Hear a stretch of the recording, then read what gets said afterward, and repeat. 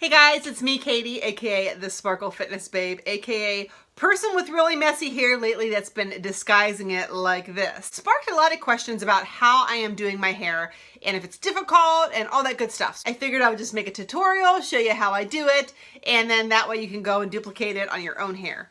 Let me just preface this tutorial by saying this. I'm doing my hair like this for a reason. My hair is a hot mess right now. My hairstylist just had a baby on Wednesday, yay. So she's been out of commission for a little bit. And my layers and everything is just awful. So until she's able to get to my hair and work her magic with it, which is hopefully in a week or so, this is going to be happening a lot. This is the only thing right now, this top knot, that's not driving me crazy unless I pull it into a ponytail or a side ponytail, and I just can't do that every single day.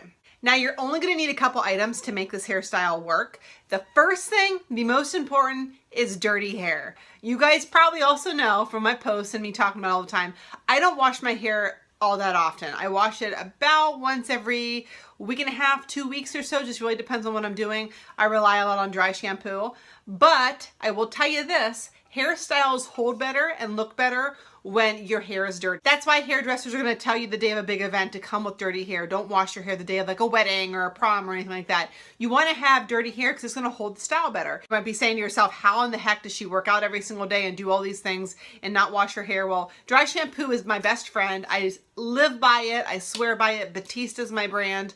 If I could buy stock in it, I could because I use it so much. But when you spray it on your hair, it absorbs the grease. It helps make things just stay better. Of course, if you are a brand new person to dry shampoo, don't just spray it and leave it. You got to spray it, let it sit for a couple minutes, and then blow dry it with your fingers and kind of brush it up, and everything gets to be wonderful and fabulous. So number one, you want to have dirty hair for this hairstyle to work. The second thing you want to have is this. This is a hair wand. This is the best hair product I've ever purchased. The brand, I'll hold it up here so you guys can see it. Perfecto. Bought this from Amazon Prime. Probably spent $11 or $12 on it, so it's nothing expensive, no crazy brand. Honestly, I did zero research on this. I just picked one. I said, oh, that one looks cool. Just buy it, bought it, came, love it. It's fabulous. That's the tool that you're going to use to make this all work. And the last thing you want to use is some kind of setting spray, some kind of hairspray. For me, the brand that I swear by, this, Aquage. That's how I say it. I don't know if that's even right. But this is a transforming spray. You can use this before you set your hair. You can use it for hairspray purposes, for curling. It is the best. And it's, again, the only thing that I use. So that's what you need. Dirty hair. You need to have your wand, some kind of wand. Doesn't have to be the exact same one. And then some kind of setting spray afterwards. A couple other things you might want to have, some bobby pins to help secure this if you're going to do this. Tease and comb if you need to tease.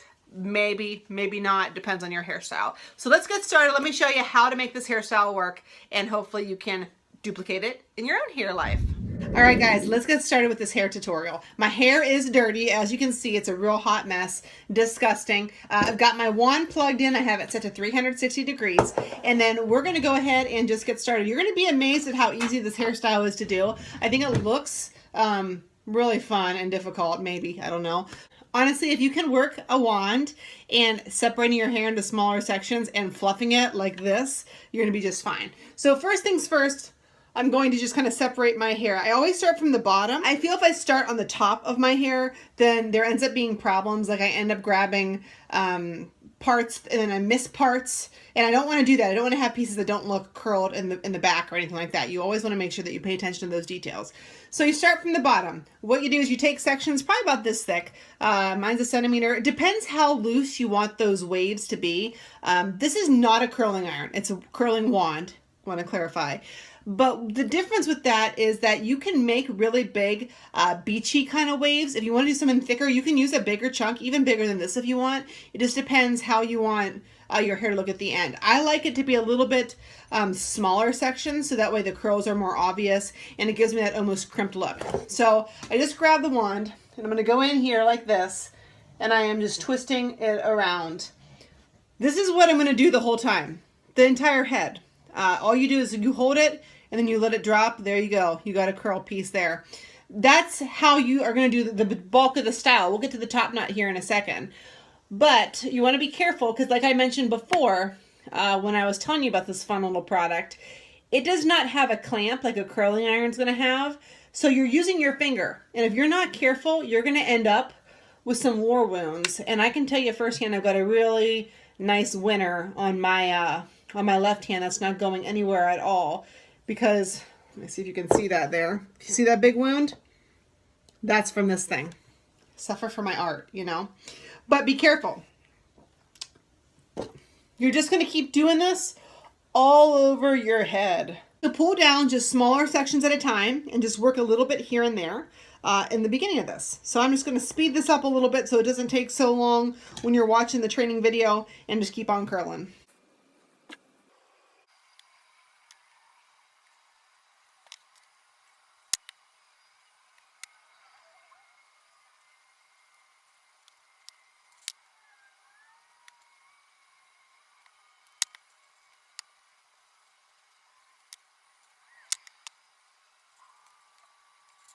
Okay, everything is now curled. It is kind of rigid because obviously when my hair is dirty, and when anyone's hair is dirty, it's going to hold your curls a little bit more. So this is going on, you know, multiple days of not washing with hairspray and product, which is great for this hairstyle. What you want to do now is just kind of fluff a little bit. I use my hands. If you want to use like a teasing comb, you can. But I just go ahead and I just take my hands and just kind of loosen it a little bit.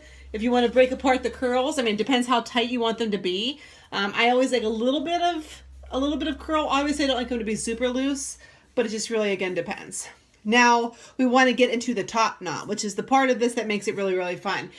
I like top knots because right now the top part of my hair is just insanely crazy. And when I say insanely crazy, it just looks awful. It's just a fun way, especially if you're growing out bangs or something and you just don't know what to do with the front part of your hair. You can use this style. So what I will do is I'm going to grab this top part here, and I don't get a huge amount of hair when I do the top knot. I don't need it to be super big. You might want it to be, but I usually just kind of go from the front and pull a piece, kind of make sure it's even on the sides. Obviously you want it to be even. This part here, this curl is crazy over here. I'll be fixing that up here in a second. Got the hair that I need right here. This is enough for me, as you can see. We're gonna work with that. What I usually do is just grab one of my teasing combs and I just kind of tease it just really quick, just to give it a little bit more volume, only because my hair is kind of thin. So I like to have more volume if possible. What I then do is I'm going to just kind of decide where I want the top knot to go. Now, you might want it to be right up here, really up close and personal with the top of your head. Sometimes I do it further back. Tonight, I think I want to do it kind of right up here in the top part. So what I'm going to do is I'm going to take it, twist it, kind of make a little bit of a puff there, not major.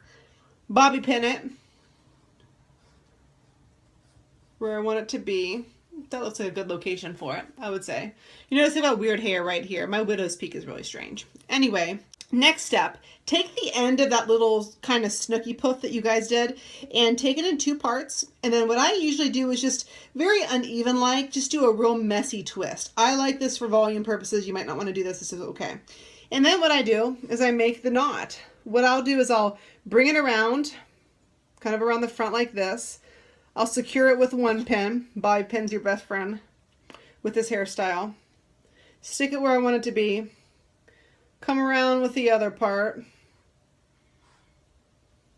Sometimes you're going to have strays that just are kind of doing weird things, like mine are right now. It's all right. Just grab them, embrace them, bobby pin.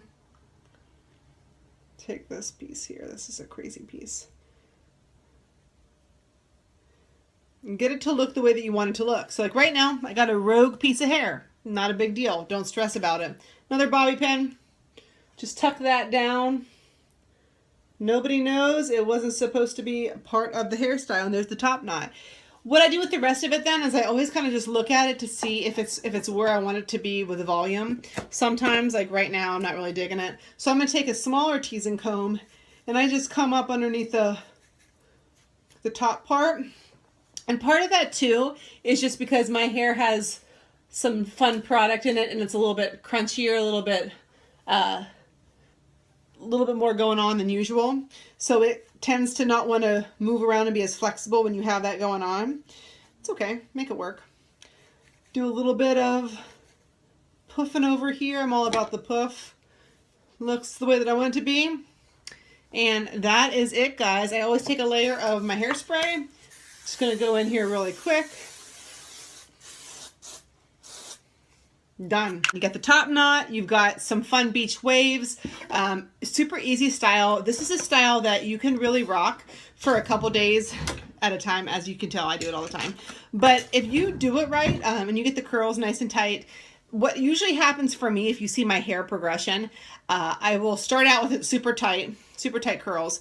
Like today I kind of made them a little bit looser, but if I do it a little bit tighter, the next day, like for example tomorrow, it'll be a looser look curl because they're still going to be holding. This stuff is the best. I cannot say enough about this stuff. Super easy, guys. Try it. Love it. Again, this is called the Perfecto. I had to think about what the name of it was. You can see it right there. Got it off of Amazon. I can share the link as well, so you guys can go ahead and get it if you want, or you might find a different one that you really enjoy. Lots of good deals out there right now, but try it. I think that you would really like it. And again, you can change it up. You can do even thicker curls in this, make it real loose waves, whatever you want to do. So have fun, guys. I hope that that video helped you and inspired you to try a top knot. Bye.